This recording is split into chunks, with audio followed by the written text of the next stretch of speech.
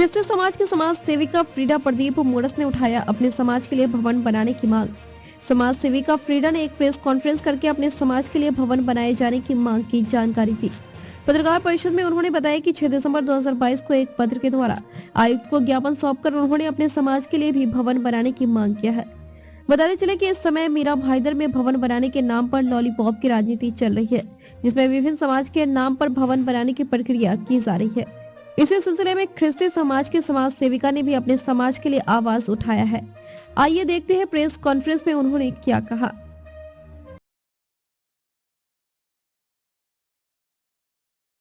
अभी क्रिश्चियन समाज जो है मीरा भाईंदर का, स्पेशली आगरी कोली और ईस्ट इंडियंस भी है जो ये समाज में क्रिश्चियन समाज में है, और ये लोग भूमि पुत्र है इधर के। और जैसे सामाजिक हर एक भाषीय लोगों के लिए या हर एक कहीं ना कहीं भवन बनाए जा रहे हैं।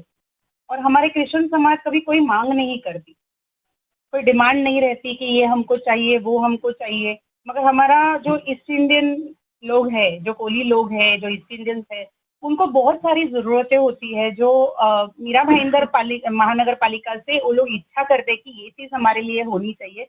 तो यहाँ पे जो भवन है, हर जगह पे भवन बन रहे हैं, और भवन की शायद एक राजनीति हो रही है कि ये इसने बनाया वो उसने। मैं क्या बोलती हूँ, कोई भी भवन से हमारा कोई भी गिला शिकवा नहीं है। सभी जाति धर्मियों को साथ में लेके सब काम करना चाहिए। मगर मुझे ऐसा लगता है कहीं ना कहीं शुरुआत क्रिश्चियन भवन से होनी चाहिए थी, मगर वो हुआ नहीं। तो मेरे को ऐसा लगा कहीं ना कहीं एटलीस्ट बीच में तो भी कहीं पे क्रिश्चियन भवन बीच में आके एटलीस्ट वो क्रिश्चियन लोगों का भी सोचे और उनके लिए भी एक भवन करे। ये मेरी मांग मनपा आयुक्त दिलीप डोले साहब से थी, तो उनसे मैंने मांग की है कल, और मैं आज भी गई थी महानगर पालिका उनसे मिलने के लिए। सवाल नंबर 1, मैडम, क्या आपने डीपी प्लान में इसका प्रपोजल दिया है? सजेशन तो होना चाहिए कि डीपी प्लान में, और अभी तक डीपी प्लान मंजूर हुआ नहीं है। कलेक्टर साहब और दिलीप डोले साहब उस पर इंटरवीन करके हम लोग डीपी प्लान में अगर पहले ही पत्र देंगे तो उसमें डीपी प्लान में समावेश इस चीज का हो सकता है। इसलिए मैंने सोचा कि ये सही वक्त है कि इस पे हम मांग के करें, तो इस पे हो सकता है, तो इसके लिए मैंने ये मांग की। सवाल नंबर 2, मैडम, उत्तर में बने डंपिंग ग्राउंड और निर्धारित किए गए कत्लखाने के बारे में आपका क्या कहना है? मैं तो ऐसे तो पहली बात तो डंपिंग ग्राउंड आया है 2009 में, और अभी 1997 से तो रिजर्वेशन कत्ल खाने का दिखा रहा है। मगर ये राजनीति कहीं ना कहीं मुझे ऐसा लगता है कहीं ना कहीं राजनीति हो रही है। वेजिटेरियन लोग और नॉन वेजिटेरियन लोगों के बीच में ये थोड़ा सा मुझे लगता है कहीं ना कहीं उनके वाद विवाद पैदा हो रहे हैं यहाँ पे। तो मुझे लगता है सभी धर्म के लोग नॉन वेजिटेरियन में है, खाते हैं। थोड़े बहुत नहीं खाते होंगे, मगर मोस्टली तो 90 या 85% लोग नॉन वेज खाते हैं। और अब तक जैसे खा रहे हैं, मुझे लगता है कत्ल खाने की जरूरत नहीं है। स्लॉटर हाउस बहुत बड़ा हो जाएगा और गंदगी फैलेगी, दुर्गंध फैलेगी। और जहाँ पे ये लोग ने प्रपोज किया है शिरे रोड, वहां पे रेसिडेंशियल लोग रहते हैं और वो गांव है। तो गांव में अगर आप कत्ल खाना या डंपिंग ग्राउंड रखते हैं तो उसको आप गांव कैसे बोलेंगे? सवाल नंबर 3, क्या आपने इसके विरोध में कोई पत्र दिया है क्या? के विरोध में मैंने पत्र नहीं दिया, मगर मैंने समर्थन दिया है। सवाल नंबर 4, भवन का ही मुद्दा क्यों, और भी बहुत सारे मुद्दे हैं? ज्यादा इन्वॉल्व हो रही थी। तब आपने देखा होगा मैंने एक वीडियो बनाया था और उस पे करीबन 101 शेयर आ गए थे फेसबुक पे, ओनली फेसबुक, और व्हाट्सएप पे भी बहुत सारे ये गया था। और मैंने बहुत सारे लेटर्स भी दिए थे, क्योंकि ये जो है डंपिंग ग्राउंड, इसके वजह से जो आग लग के जो धुआं उठता है और जो स्मेल है, ये लोगों के लिए बहुत हानिकारक है। कैंसर जैसी बीमारियां उत्तन गांव में बढ़ रही है। हमने अभी तक उसका परसेंटेज नहीं देखा कि कितना बढ़ा है, मगर अगर हम इसका सर्वे करेंगे तो मुझे लगता है कि डंपिंग ग्राउंड आने के बाद बहुत सारी बीमारियों का ये हुआ है, बढ़ोतरी हुई है। और मुझे लगता है कि डंपिंग ग्राउंड एक मेन रीजन है उत्तन को गंदा करने का।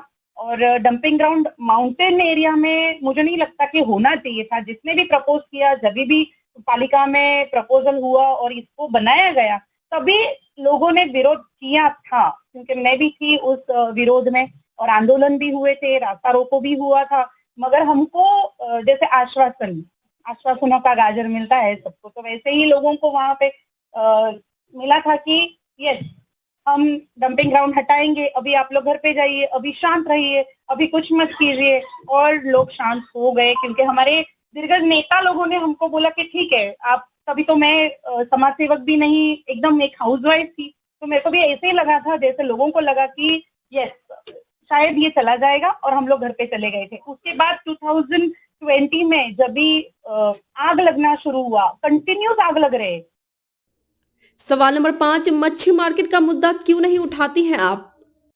मैंने किया है, इस पे भी काम किया है। मच्छी जो लोग हैं, अगर मैं एक लेडी हूँ और लेडी का दर्द बहुत अच्छी तरीके से समझ सकती हूँ, जो लेडीज लोग मच्छी बेचने के लिए जाते हैं और उनको नाईगांव या मरीन लाइन, क्रॉफर्ड मार्केट उधर जाके मच्छी बेचनी पड़ती है, और वो जो टेम्पोज में जाते हैं, फली पे सो के जाते हैं, पूरी रात रात भर घर से बाहर निकल के वो मच्छी बेच के जो भी पैसा मिलता है, क्योंकि मच्छी दूसरे दिन नहीं बेच सकते, उसी दिन बेच के उसको पैसा लाना होता है, कितना भी बुखार रहेगा कुछ भी रहेगा, वो लोग निकलते हैं घर से बेचारी, और वहां पे मच्छी मार्केट में जाके बेच के अपने परिवार के लिए पैसे लेके आते। तो इस पे मैंने मुद्दा उठाया था कि हमारे लिए मीरा भाईंदर जो वो लोग भूमिपुत्र है, भूमिपुत्र के लिए जगह नहीं है क्या? मच्छी मार्केट के लिए रिजर्व प्रॉपर्टी नहीं हो सकती क्या? अगर हम लोग रिजर्वेशन जोन पे अगर पालिका को बोलते हैं कि इस पे आप बात कीजिए कि मच्छी मार्केट हमको चाहिए, लोग जो है भूमिपुत्र है, उनका अधिकार है ये ग्राउंड पे। क्या इस मुद्दे पर आपकी बात आयुक्त से हुई? केबिन में नहीं थे तो मिलना नहीं हुआ, पूरा दिन भर वो नहीं थे, तो उनके वजह से मैंने उनके पीए के हाथ में दिया है लेटर, और आज भी मैंने फोन किया था कि मैं कमिश्नर साहब से 2 मिनट मिल सकती हूँ, बोले नहीं आप 2-2:30 बजे के बाद आइए, शायद मैं अभी जाऊं उधर। मगर उसके बाद मैंने ये सोचा कि शहर अभियंता के हाथ में बहुत सारी चीजें होती है, तो मेरे को लगा कि उनके हाथ में, उनके पास तो ये जाएगा ही जाएगा प्रपोजल, सब साथ में ही बैठेंगे। दीपक खाम्बित साहब को भी मैंने जाके मिली आज, मिलना तो नहीं था मगर मैंने बोला थोड़ा वक्त है, कमिश्नर साहब को मिलने आए थे तो दीपक खाम्बित साहब को भी मिल लेते एज अ फ्रेंडली वे। मैं उनके खाली कोई लेटर वगैरह कुछ नहीं लेके गई, मैंने उनसे बात की, मैंने उनको जाके बोला कि ऐसे ही मिलने आई, मैंने एक प्रपोजल डाला है, वो प्रपोजल मैंने क्रिश्चियन समाज के लिए डाला है, तो अगर आपके टेबल पे आता है तो जरूर क्रिश्चियन समाज के बारे में सोचे, ऐसा मैंने उनको बोला। मगर एट द सेम टाइम उन्होंने मुझे जो जवाब दिया वो मुझे लगता है कहीं ना कहीं बहुत गलत जवाब है कि क्रिश्चियन समाज परिपूर्ण है, उनके ये है ट्रस्ट है, उनके फाउंडेशन है, उसके माध्यम से वो बहुत सारा काम करते हैं, उनके स्कूल्स है, ये है वो है, उनको जरूरत नहीं है, वो अपना कर लेंगे। तो ये जो स्टेटमेंट है और ये जो बोलते हैं कि आप ये सब मत करने जाइए, तो कहीं ना कहीं मुझे बहुत बुरा लगा कि इस तरीके से वो बात। सवाल नंबर 8, अगर आपकी बात नहीं मानी गई तो आपका अगला कदम क्या होगा? हम सोचेंगे क्या कर सकते हैं, क्योंकि ये तो सिर्फ ये मेरे ट्रस्ट के नाम से मैंने बनाया हुआ है, उसके बाद जो पेपर लगाना है वो